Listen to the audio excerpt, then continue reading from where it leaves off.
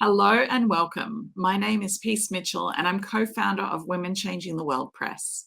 Before we begin, I would like to pay my respects to the traditional owners and elders of the land that I live and work on, the people of Mamu country in North Queensland. And I would also like to pay my respects to traditional owners and elders past and present right across Australia and the Torres Strait. Well, I'm so excited to be celebrating the launch of our new book, Dreams and Determination.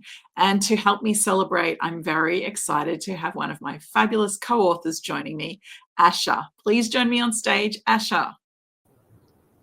Hello, Peace. Hello, how are you?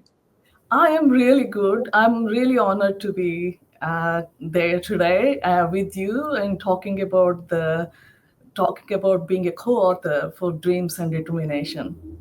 Yes, I'm excited to have you as well. So, Asha, for people who haven't met you before, I would love you to introduce yourself and tell us a bit about you and the work that you do. My name is Asha. I'm a migrant Indian woman, live in regional area, and currently the CEO of Southern Aboriginal Corporation. And I've been working here in this space for last 17 years. So I work with Aboriginal people to realize their potential and support them across legal health, family and domestic violence, suicide prevention, employment. So we provide integrated service delivery and provide better access to justice system for Aboriginal victims of violence. So it has been a challenging journey, but very rewarding. As an Indian migrant woman, like I faced a lot of challenges initially. But through my hard work and resilience, I'm able to break those barriers, and I'm very excited to be here today. That's incredible, incredible work that you're doing in supporting those communities. Now, your chapter was called Breaking Silence, Building Bridges. Can you tell us why you chose this title for your story? So, as an Indian migrant woman working in indigenous organization, I'm always bridging between the cultures, between the community and systems, and between what it is and what it could be. So, I blend a best of the both culture to get to provide better outcomes to the Aboriginal people. So I believe I am doing an excellent job building that bridges, bridging the gap in the service delivery, and supporting Aboriginal people in the Western Australia. Amazing, amazing. And in your chapter, you talk about the fact that silence has weighed heavily in your life. What gave you the courage to overcome this and break that silence? As a migrant Indian woman, I have walked a very difficult path. It's about the community expectations and it's about personal pain. So this was a very good platform for me to talk about it, and to people who are walking in those sort of path, give them support and encouragement to say that life can be messy and my life can be messy too, but it's about owning that, sharing those stories, and supporting other women. We need to elevate other women too. To me, I was hidden and invisible. I was trying to blend in, and I was, shrinking myself. But what helped me is, going back to my roots, and also just enjoying my roots. And these days, I wear sari to the events. I am very proud of my identity and where I come from. Through that, I built a lot of resilience. So I'm really enjoying, I'm not silent anymore. I've got a voice. And to people who are listening this, I just say to them, be very proud of your culture and identity. Yes, absolutely. You talk about embracing your identity in your chapter, and even when it made you feel like an outsider.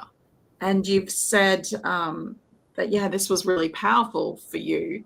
And I'd love to hear more about how this has helped you strengthen the work that you do with marginalized communities.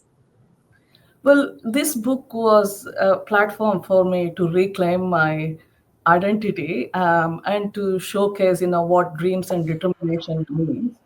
And I saw a lot of resemblance between Indian community and Aboriginal community in terms of family values.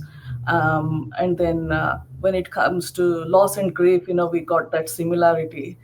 I saw a lot of injustice in the community, and myself, going through that lot of racism and injustice. I thought, I have to do something for the community itself. So I've been a voice to the community. That means, like, I know that I'm a non-Aboriginal woman, and it comes with the responsibility not to walk in the front, but walk alongside of Aboriginal community as an ally, and supporting them with my uh, expertise. So I'm working alongside of community, but giving them all sorts of tools so that they are supported to have their own voice and working towards the self determination. I love that. I really love that. And you talk about in your chapter, you grew up in Bangalore in India, and your parents they had a real emphasis on the importance and value of education. Can you tell us about how this upbringing that you've had has shaped your leadership style now? I was born in Bangalore to a family where education was not just responsibility; it was a sacred. My dad was a vice chancellor of university, and he believed that the greatest gift you can give to anybody is access to education. He never chased power or praise. All he wanted to do was the right thing with humility and purpose. And those are the value he instilled in me, that no matter what you do with the purpose. And two things he said non-negotiable is family and integrity. So I hold my head high every day because I know I work with integrity.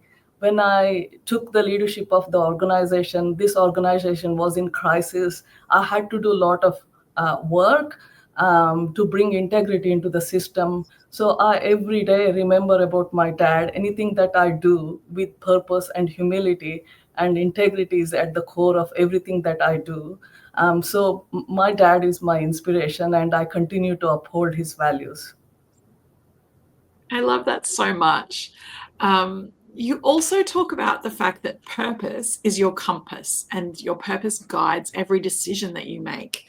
Can you tell us about how you keep this sense of purpose alive through doubt and, the challenging moments that I'm sure that you face along the way?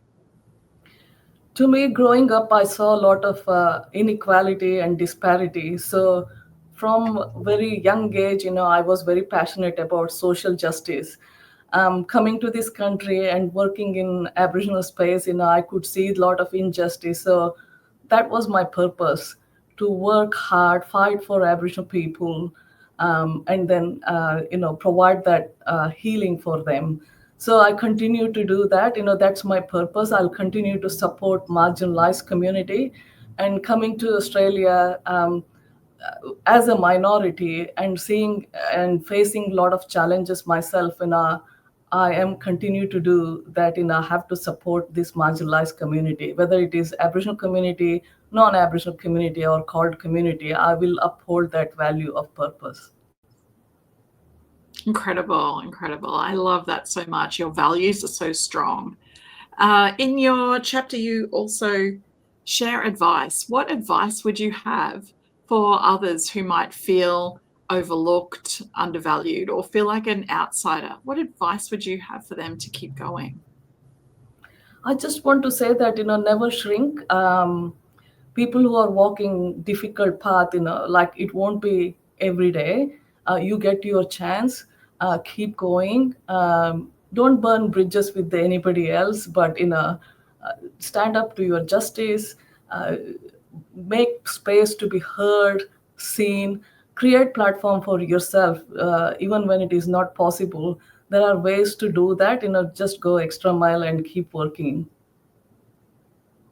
I love that so much. Such great advice. Well, thank you so much, Asha, for sharing your chapter in our new book, Dreams and Determination. And thank you for chatting with me today. I've really enjoyed it. It's an honor, Peace, working with you, and I look forward to many more, uh, like collaboration in the future. Oh, thank you so much. And thank you Thank to you. everybody who has tuned in today. If you would like to grab your copy of Dreams and Determination, you can pre-order at wcwpress.com. All right. Well, thank you, everyone. And thanks again, Asha. And we will see you all again soon. Bye for Thank you now. so much. Namaste. Thank you. Bye.